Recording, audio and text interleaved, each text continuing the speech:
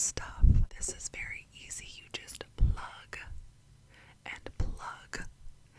and start filming. It has a sleek and professional design, and it captures ASMR sounds like whispers and soft triggers. I have another necklace down here. Soft little triggers for your ASMR needs. So features stereo mode, in which the volume will move from one ear to the other, so you get tingles in your left ear and then tingles in your right ear, which is also great for ASMR. There are 4 different pickup patterns depending on your needs. You can play around with them and see which one fits your specific need. You know, if you're ASMR, or if you are doing podcasting, or you are just streaming, you can see which one fits that best. And because I am loving this stereo mode, we are going to do a gum chewing video, a whispered gum chewing video with this left to right setting. If you're an ASMR creator, or any creator, or a streamer, you should check out the link below. I also have a coupon code, NAT, NATNON 2026. NATNON 2026 to save $30 off of your XTUGA X-4 MIC. Just tell you guys a few of my recent gripes, rants, gripes, whatnot. The first one is not necessarily going to be a bad thing.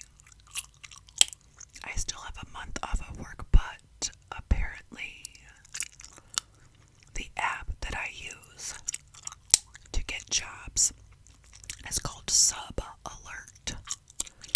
And with Sub Alert, it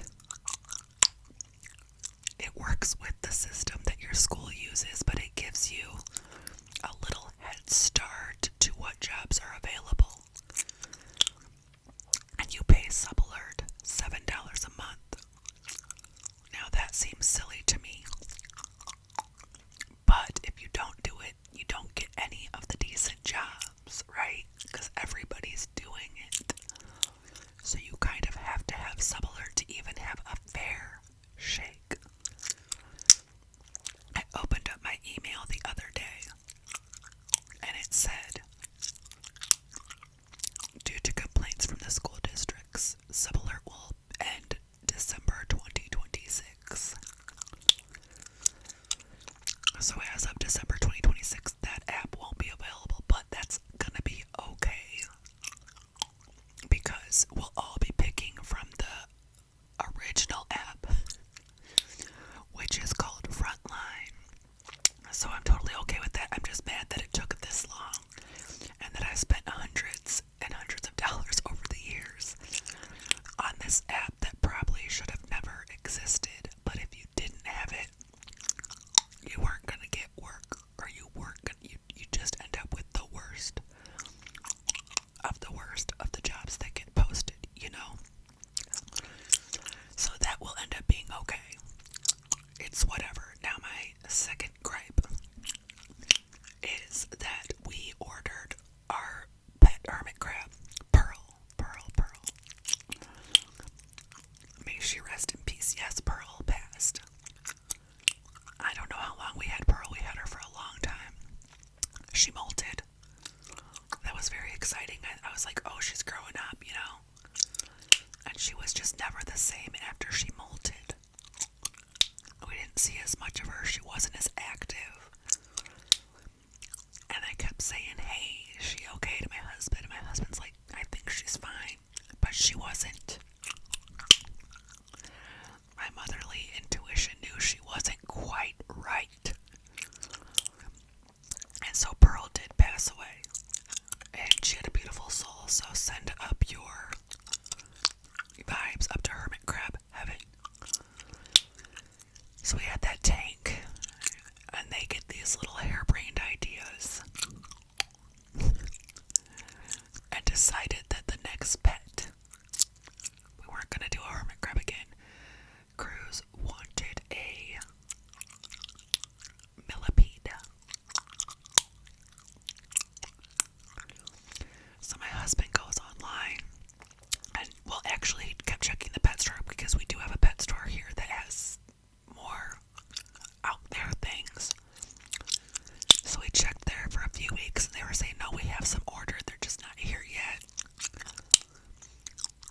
So he went online and found a company that sells millipedes.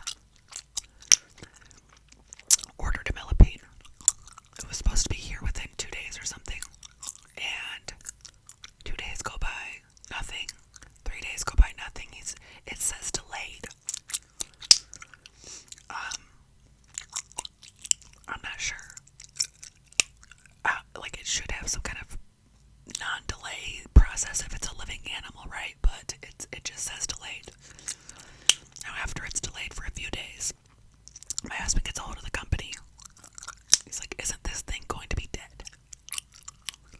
You know, it's 1,000,000 degrees outside. And this is a living insect. Live insect. And they said, yes. Sorry about that. We will send another one. And they said they were going to overnight it, but it was not overnighted. It still took 2.5 days. Now, in the interim, the first guy shows up, and my kid still has hope that this millipede is going to be alive, right? So we open it up, and of course, he's deceased. These are called smoky oak millipedes. So he's carrying around this deceased millipede, talking sweet to it. Oh, you're just the sweetest. You're so special. Blah blah blah. Well, first he tries reviving it, and then he finally, like, this thing is dead. He gives it a bath, and then I had to go run an errand or something. I come back, and he was burying it.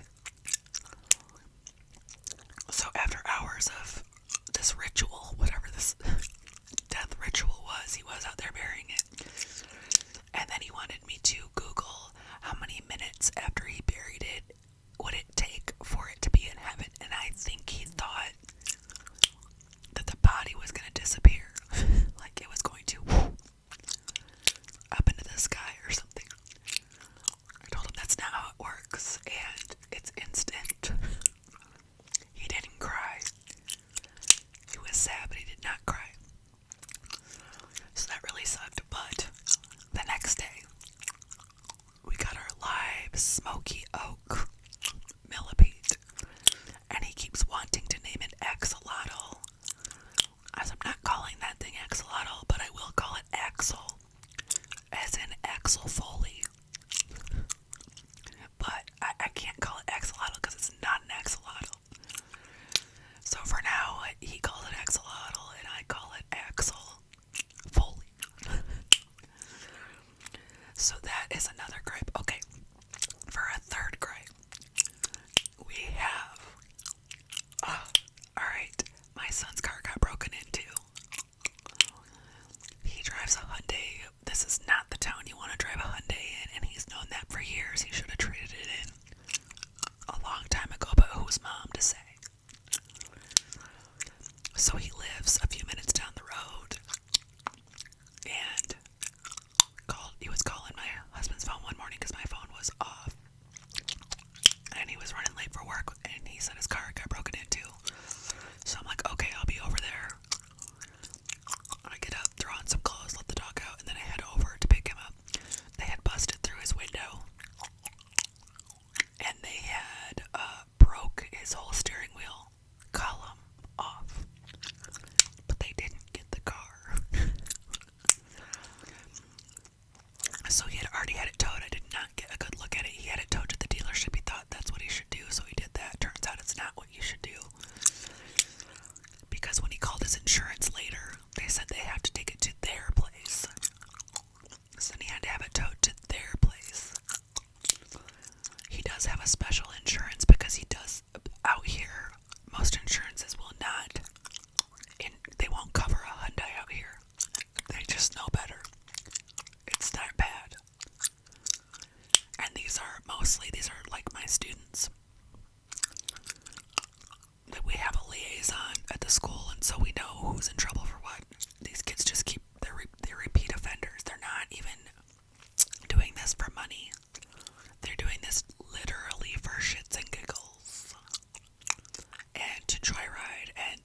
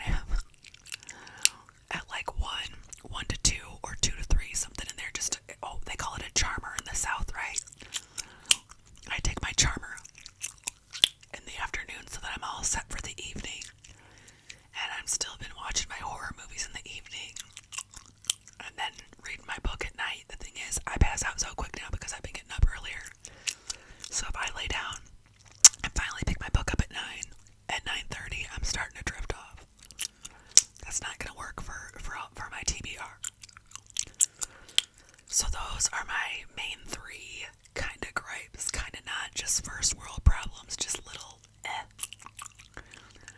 things could be much worse, right? Oh, let's throw another funny shrimp on the Barbie. Okay. I got burned in Florida really bad. Hurt, peel, the whole shebang, right? And after that burn kind of came off, I had a new mole, I guess, or pigmentation, a spot appear on my hand that I was very concerned about. I don't know, like the mole protocols. I know that if you see a new mole, you're supposed to keep an eye on it, and if it has irregular edges, and it did, like maybe it's time to make a doctor's appointment. So I was like, well, let me just watch it for a couple weeks. And I watched it, and I didn't know if I would need a referral or if I could just make a dermatology appointment. So then my husband ended up printing out some dermatology offices that take our insurance. And he brought that list home on like a Friday evening after work. So I'm like, oh, okay, well, I'll wait. On Monday, I will get to call it, And Monday morning, so mind you, I'm like watching this mole, this spot, with concern for several weeks, growing more and more concerned. Like, is this gonna be the thing? I get bad health anxiety. So Monday morning comes, and I'm like, let's do an everything shower. I had to dye my roots. And so I just decided, let's do like the whole everything shower. I did the scalp exfoliation. I did the whole body exfoliation. All the things, right? And because I did that, I noticed there was like a little spot missing on that pigmentation. So I grabbed more of the salt scrub and started scrubbing